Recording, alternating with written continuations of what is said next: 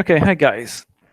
So today I've just finished the latest version of my position size for ATR Trailing Stop indicator, which I have now published.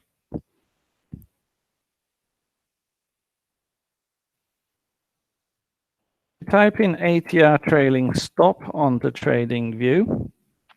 You're going to find quite a few of mine. You're going to find, and I've got them all on the chart here, you're going to find the strategy. And I have to say, it's not a great strategy. It's not as great strategy in terms of finding entries, finding exits. It's not designed for that. Really, it's about how to keep you in a position as long as possible to let winners run. That's basically its purpose. Okay. And you can test it to try as a strategy. It allows you to back test, and so I'll show you that in a second. But in general, you'll just use this one, the ATR Trailing Stop bands, and you'll use that with the position size for ATR Trailing Stop, which I've just updated. And so I've added them here. So here's the bands and the strategy. I just was testing out on the strategy different things. So actually, let's have a little look, first of all, at the strategy. Here I'm applying it on BitMEX to XRP futures. So it's going to be a little bit different to on other exchanges. And if I go to strategy tester on this strategy, it's got a profit factor of 1.551. It's not great, but it's only on the half an hour. I'm doing a fairly tight stop on this one, which is 30 minutes. From my observations, you can see it's better on, not on futures, because this future is a relatively recent future, only opened up 21st of September. But generally speaking, the 2 hour, say you short here, allows you to stay in that trade for a very long time. You see that? That's what I mean by letting your winner run. 2 hours, pretty good at that. But it's a wide stop, particularly at the beginning. If you think it's about to change direction, about to reverse, the 2 hour is not the one to start off with. It's a bit wide. It has these big, wide peaks. But it's worth knowing where it is. So right now, that would be at 7.5. Oops, no. Let me just turn off the Bollinger Bands.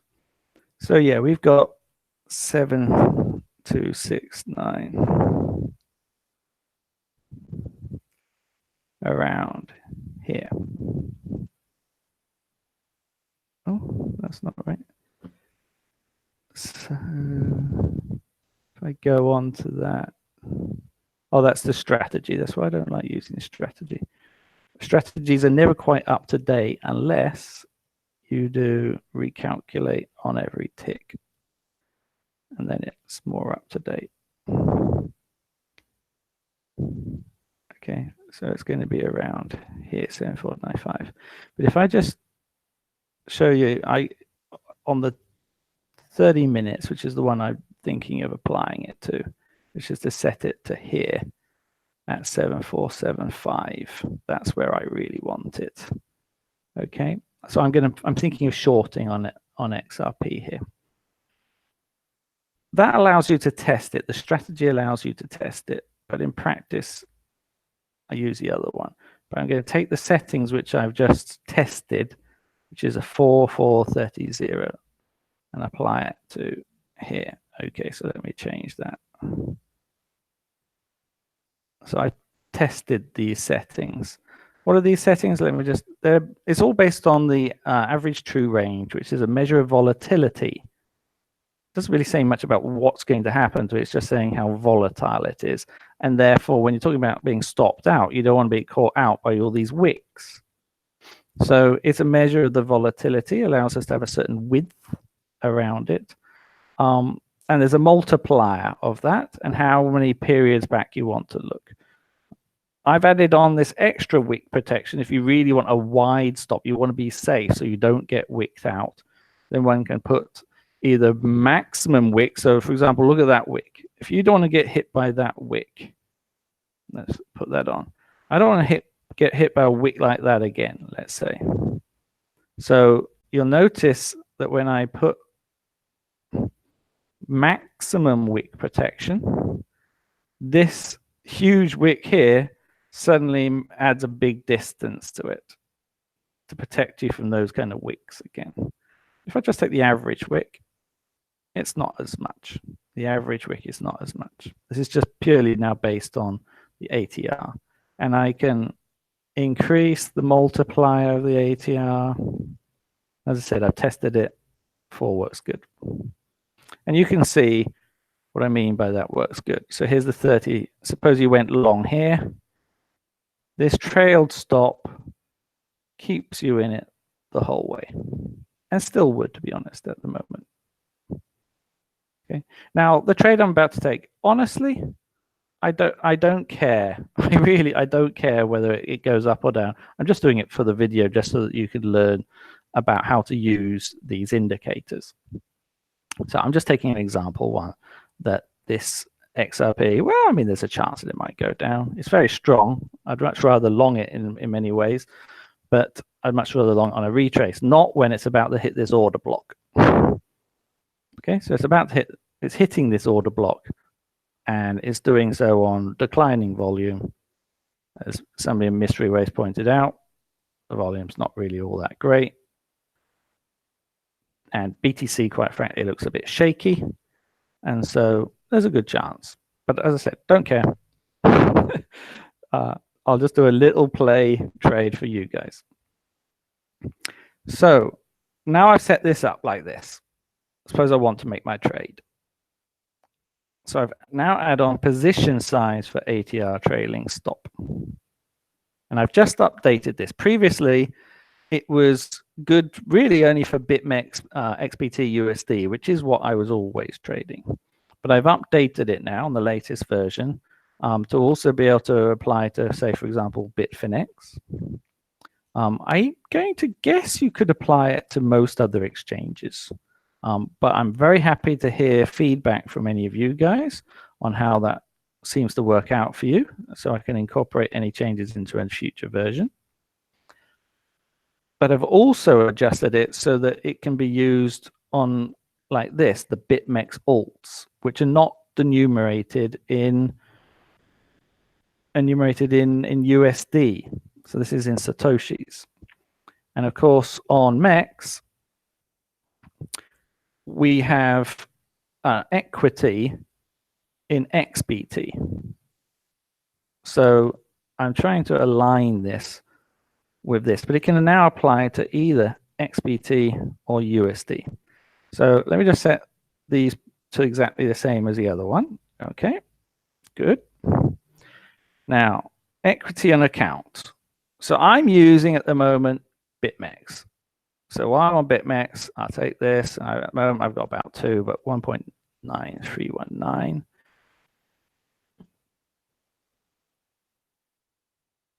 Okay, so that's the equity on my account. Now, if you were on Bitfinex, that would be a US dollar version, something like $13,000, something like that. Now, the equity currency, because I'm on BitMEX, it's in BTC or XBT. So I keep that at 0. If I was using Bitfinex, I would put that to 1 and I would put in 13,000 here. So apply that to, to your exchange and to how you're calculating it. Now the price currency, if I was on XBT USD, then I would put that to a 1. But here, the price is in Satoshis. So I'm going to set that to 0. Price currency for BTC. So this is what I've just been adding to it, which should now make it, for my calculations, it seems to work now on alts as well. How much do I want to risk? Now this, I would normally suggest for 1% that you risk of your whole equity. That means if you lose your trade, it hits your stop, you lose 1% of equity. Okay, that'd be your standard risk management thing. Some people go to 2. I don't recommend you go much higher than that unless you are, you have the amazing trade conditions. And it's a trade of a century, but even then, over a period of time, people will win out if they're keeping to around 1 or 2. But this is a play trade, which I'm just doing for you guys. So I'm going to take it down to 0.5. Okay, so I'm going to really risk very little money on this. Now, one of the other things I've just put into this latest version of the position size is it now will calculate it based on fees as well. And that was really tricky, okay? Because normally, and you'll see this virtually everywhere when you're trying to calculate your position size, and it's all about position size. It's nothing to do with leverage. Leverage, quite frankly, you should forget the whole concept for a while. It's all about position size. For example, if I made a trade of this amount, so everything in my whole account, I'm ×1. If I was to make a trade that was, say, 4 BTC, then I'd be basically ×2. That's basically what we're talking about here. It's all about position size. The leverage just allows you to borrow some money to make sizes bigger than what you actually own. Simple as that. You can use things like isolated on BitMEX to make a trade which uses very little of your own capital and borrows a lot of it so that you can make another trade and another trade, say on TRX, say on on each of the different alts and on the XBT USD, and still have more to spare. That's basically all it's for. If you're only making one trade, at the moment I don't have any other trades open, just use cross, but make sure you set a stop loss. So here we've got this set in. Now I'm going to base it here on our current entry, which is, whatever the price is currently at, and whatever this ATR trailing band is telling me at the moment. But as of the previous version, I can override this. So I can put in whatever entry I want here. Say I'm setting a limit order for around here, just in case it hits. I want to set my limit order there, higher than it is now. Yeah, just put that entry here. Even if I'm stacking several limit orders all the way through this range, you have to calculate this yourself, what the average entry price is, and put that in here. Okay. Here's the manual stop. So if you don't want to set your stop as high as this, and I could certainly see reasons for not needing to set it as high as this, one could set it for say this previous high. Okay. But for the sake of the video, I'm just going to use the ATR. But a lot of the time, I'm using a manual stop, and I'm basing it on, for example, this. The Bollinger Bands, which the version I like to use, shows you just slightly beyond, a couple of half deviations beyond the Bollinger Band. So one could, I think it was also a good idea, one could easily put a stop somewhere in here. Okay. But to be super safe, and I'm just, this is just for play, then I'm still going to put it here. But in practice, I'm more likely to stick it around here above these highs. Okay. Now, come back. So I'm not playing with these two figures. Now, the fee percentage, this will vary from exchange to exchange, and it's also going to vary on depending on whether you're going to use limit orders or market orders, if you're going to pay the taker fee or the maker fee. Now, because the stop market order, and on BitMEX, you really need to use a stop market order. Their stop limit basically doesn't really work. Then in the worst case scenario, your stop market's going to get hit and you're going to pay the taker fee on that, which is 0.075, half of this. If you're going to just market buy or sell, in this case sell because it's going to be shorting, then that also is going to pay the maker fee of 0.75, which adds together to 0.15. Ideally, you do not want to be paying these fees, right? And your take profit, you want to put as a take profit limit or just a sell limit, so that also, or in this case, I guess a buy limit. You also want those to be limit rather than maker to again reduce the fees. Fees just take up an enormous amount, generally speaking. And actually, these fees, that's a good point. These fees are only applicable to XBT USD. And of course, I'm on a alt here. And the alts here have outrageous fees. Just look at this fee. Taker fee. Ripple's the same. Compared to that, just look at how much higher it is. So actually, if I can, I want to try and do this using a maker fee, which I actually get a rebate on. Okay, so, but either way, I'm going to have to pay this taker fee on the stock market. Minimum on the stock market, I'm paying that fee if it stops out. So I'm going to take this figure, the taker fee for the stock market, and I'm going to, let's see if I can get lucky here, even while I make the video and get a fill on my position. So I'm going to take off the rebate off of this, and it's going to be 0.2. Okay, I hope you see it and understand that. So let's put that to 0.2, and let's hope we get lucky. This last one is because it's only going to depend on whether your equity is denominated in BTC, XBT, or USD, and it needs to make a calculation to try and work out, well, just how many, for example, when I make a trade with this, the trade Ripple is going to be in XRP.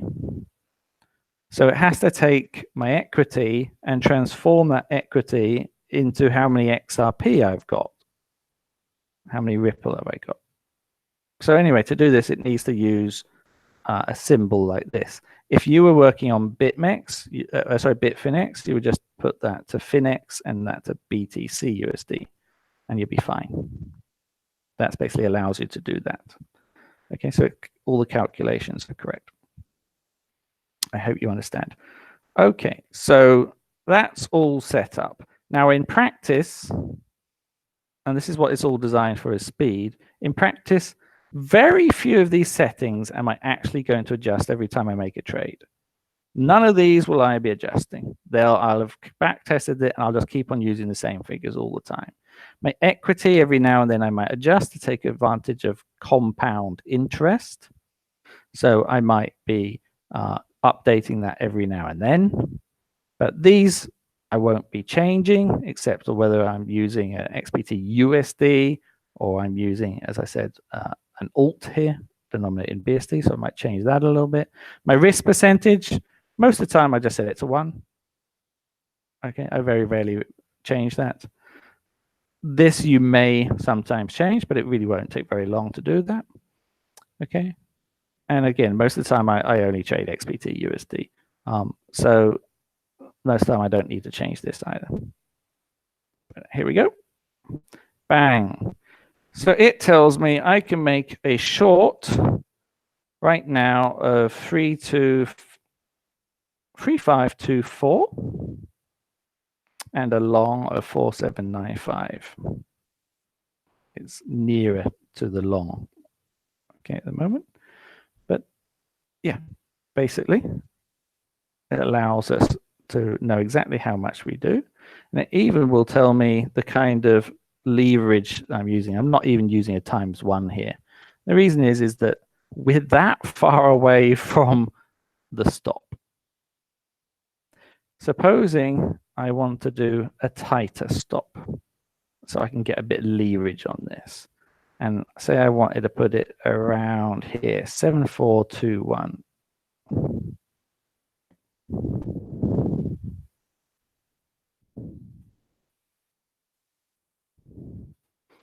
So now I could do a short of 5,207 with a leverage of, again, 0.19. It's still not very tight. If you want to be doing something really tight, you would want to put it down to something like 5 minutes.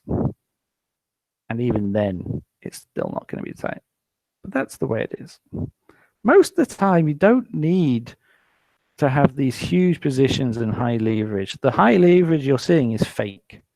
It's fake because they're not using much margin on it. That's why it looks so big. Simple as that. The position size is what counts. Okay, so let's like I said, I'm going to do it based off of, just to be safe, because I'm just doing this for fun, just to show you guys. I can have a nice wide stop. So around here, I've got 3.5. Right now, 3.589 is the size. And this means even after fees, I will only lose 0.5% of my account. So let's be lucky here. Just check, that was 3.589. Oh, well, call it 3,600.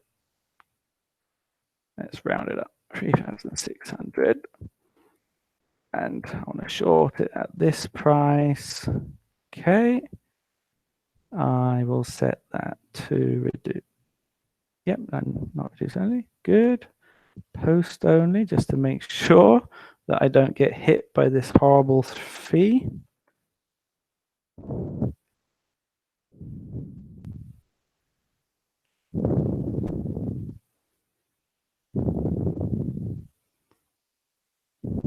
Okay, there it is on the order book. The order book's pretty thin. No idea if that's going to get filled or not.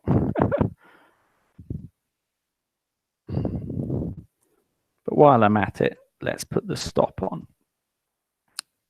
Usually it's a good idea to do this the other way around, but I don't think it's moving very fast, so I'm not exactly worried. So the stop is suggested as 7508.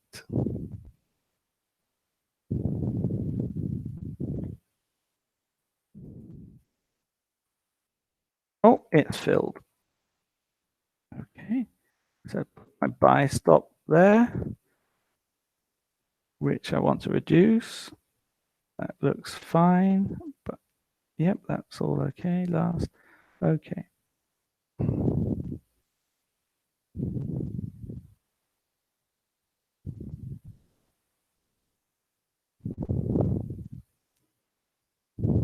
So there I can see my stop there, fully filled in, and it's already in profit because I received the maker rebate, which is nice. Okay, so now once I've done that, the whole idea of a trailing stop like this is I don't need really a target.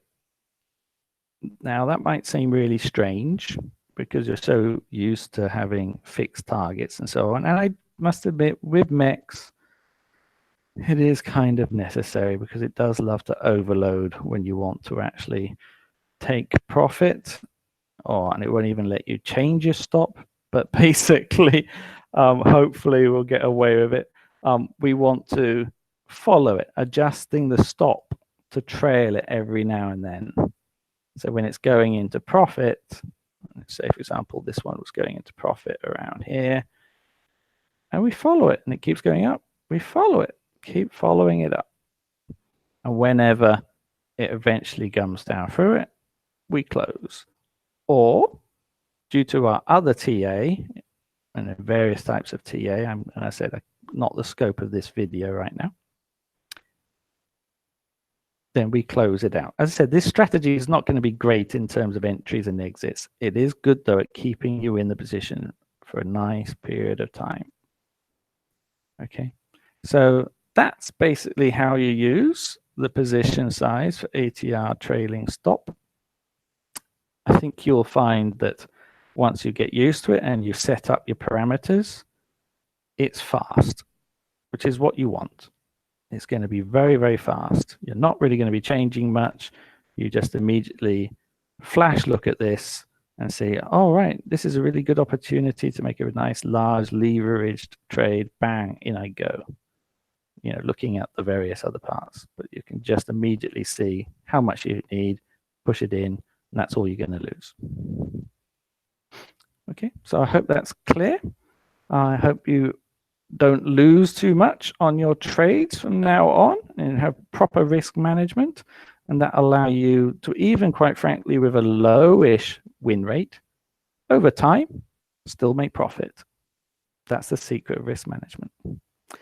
Okay, thank you very much for listening, guys. I'll be making another video soon, continuing on the main lessons in the course, but you can check out the first lessons, one about the NEMF strategy, and of course on basic horizontal resistances, but there's going to be many more on the subject of horizontal resistances coming up soon. Thank you for listening. Join you later.